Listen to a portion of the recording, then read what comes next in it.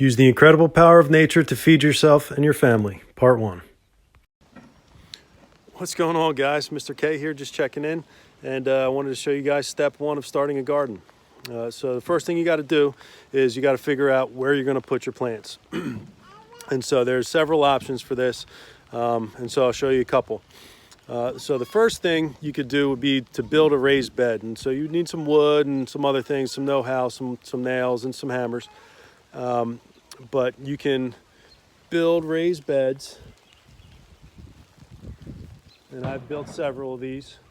And the advantage of those is that you can really contain the soil and change the conditions for each specific plant to make it best for that plant. Drawbacks of raised beds is that they'll freeze faster than the regular ground, and they'll also drain out a little bit quicker. So for watering purposes, you got to know that.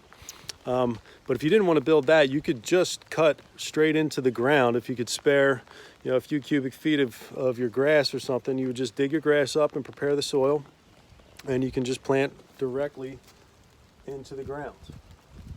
Something like that really works well too. If you can't spare any ground or you're not allowed to, I understand, but you can still start a garden. You can go into a pot, and so this is a good example of like a big pot or smaller pots that you have. Clay pots that you've spun on the wheel would be great, and even a bucket, right? So a 5-gallon bucket like this would be perfect for potatoes and really many other plants. So figure out where you want to make your garden, and then I'll show you the next steps. You'll need to prepare your beds, grow your plants, and harvest them. So there are a few plants that can withstand the cold, like kale, which is what I have planted right now, and I also have potatoes planted and lettuce that hasn't come up yet. And so these plants can really withstand the cold. However, most plants can't.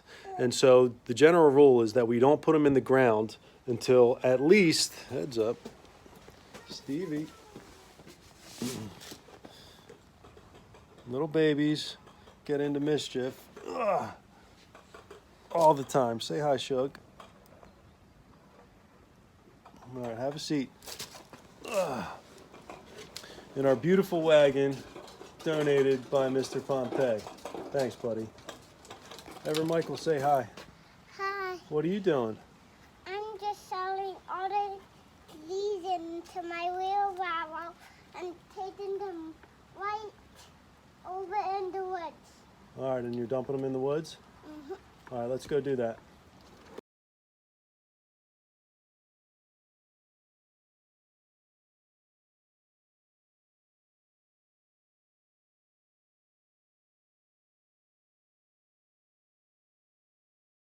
Because the frost will damage most of your plants, you can't plant them right now, with the exception of a few.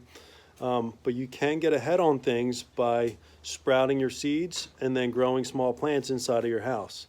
That way, when you do plant them in mid-May, you'll have a mature plant to put into the ground, which will give you fruit faster. So I like to use a seed starter like this. And you can find one of these or 2 of these or 3 of these, however many you want to start, in any garden supply store. There's a great one in Richboro, but they're all over the place, and they should still be open right now. And you just need a little bit of potting soil and the seeds that you want. Using a small garden trowel, spread the potting soil into the seed starters evenly.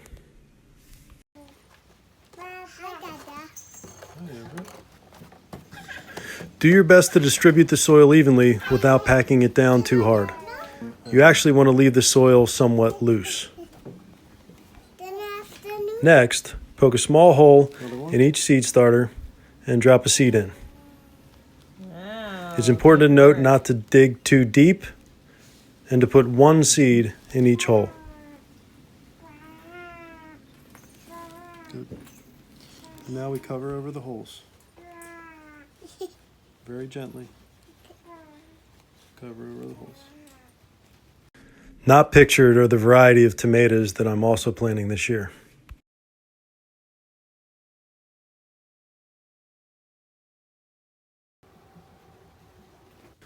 The last step is to water your seed starters and wait for them to sprout. I would say water them at least every other day, if not more. Thanks for watching, guys. I really hope you get a chance to try it. Even if it's one plant in one pot, it'll be a great experience for you. Part 2 coming soon.